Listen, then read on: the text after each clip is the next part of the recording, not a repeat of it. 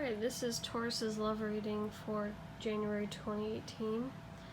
Alright, first up is singles.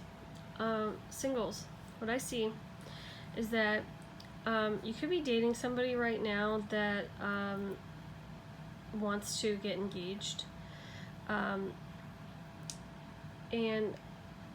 Or you were dating someone that wanted to get engaged to you, but there was unrequited love there in the relationship, and I do see that like there was a lot of work done in the relationship to try to keep it together, to keep the love there, but I see that like you probably had a pretty good sex life with this person, but there may have been some cheating involved, and there's a lot of things that you are just gonna have to work on, because I saw that you see that you freed yourself from this person that you didn't quite love,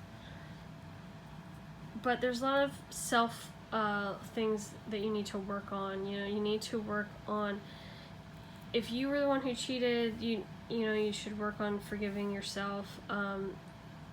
If the other person cheated on you, then I feel like you really need to try to just forgive it, learn from it, let it go. Don't hold on to resentment in that regard.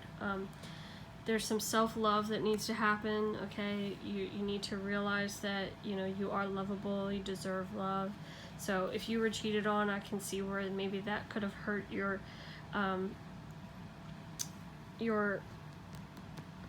self-esteem, but you just have to let it go. And there could be some family issues from your past that are affecting your current love life. So, just try to really work on those situations. I think you're on the right track, because you freed yourself from any sort of situation that was toxic in the past. And if you want a future relation, your soulmate is coming, by the way. Okay, your soulmate is on its way. Okay, but the thing is that in order for that relationship to work, you have to work on these other issues first, because that's the only way you're going to bring your soulmate in. You call your soulmate to you when you're ready. Okay, so you got to learn how to let go of the past, don't dwell on it, and work on some self-love and forgiving any sort of family issues from your past. And you'll see that once you do that and you put in the work, then your soulmate will show up. Okay? Alright, moving on to couples. Alright, so couples. What I see is that there was someone from your past that you thought about getting engaged to, or you were engaged to, that you freed yourself from. I feel like they may have tried to contact you in some way, or tried to come back, or I'm not entirely sure, but that's what I feel like from these cards. And you just need to like shut that down. Okay, I don't think that you're entertaining it at all, but I think that it's just like an annoyance, and if you don't want to hear from that person, you should block them. Okay. Now, what I see is that you are with your soulmate, okay? You have a good relationship. It's just that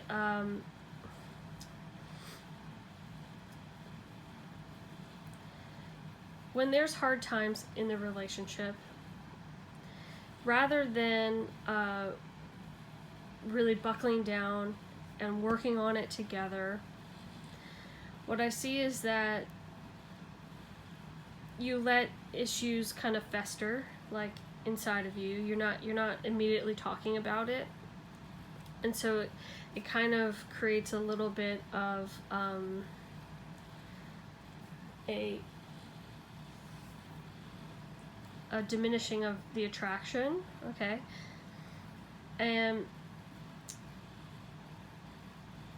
there's also maybe a little bit of holding grudges. Okay, so holding grudges, diminishing of the attraction, and then you kind of shut yourself off. You kind of will hide away, if that's the right word that I'm thinking of.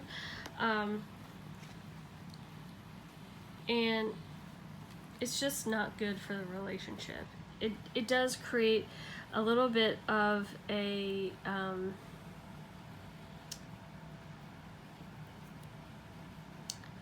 I don't know,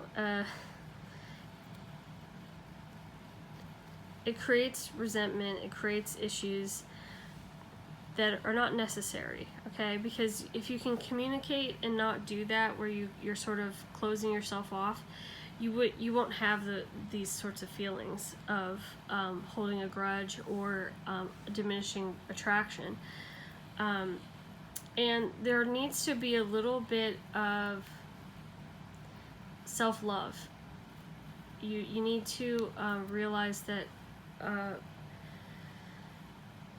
you are lovable, you do deserve love, and that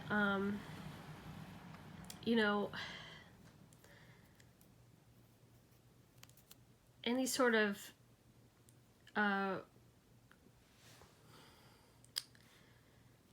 holding of the love from you,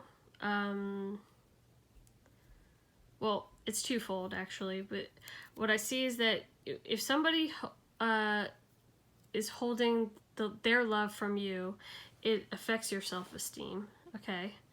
And also,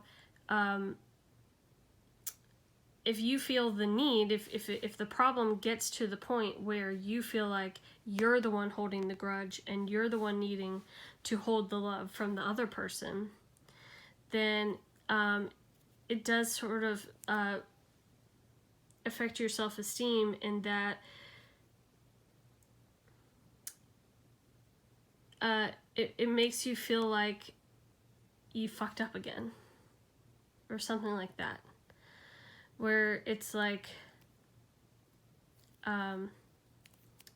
maybe even though it was the other person's problem or issue, like you still take it to heart, you still like let yourself feel that way.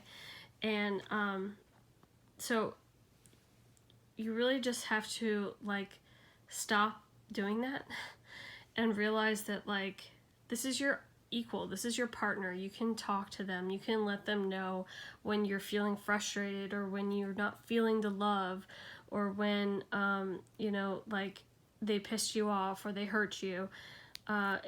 You have every right to do that, and you need to always try to strive to get this playfulness into your relationship at all times. So when you're having a problem in the relationship, rather than taking it to heart, shutting down, hiding away, holding a grudge, you need to see the humor in it and realize that like nobody's perfect, and that, you know, it's not always going to be sunshine and roses, but you also have to have a sense of humor about it and say, well, haha, today was a shitty day, wasn't it? You know, because we had a shitty day and we fought, and you know, like tomorrow will be better. I still love you, and like we're gonna get through this. And then like, you know, pinch them on the butt. I don't know, like it's just you gotta like have a sense of humor and not take these things so seriously and make it so detrimental to the relationship, because if you keep that up, the relationship won't last. And I know you don't want that because you're with your soulmate. Okay? So do everything you can to stay connected with your partner. Okay? Alright, well, that's all I got for you guys, and I hope you guys enjoyed it. Thanks for listening, and let me know if you'd like a personal reading. Alright, thanks guys.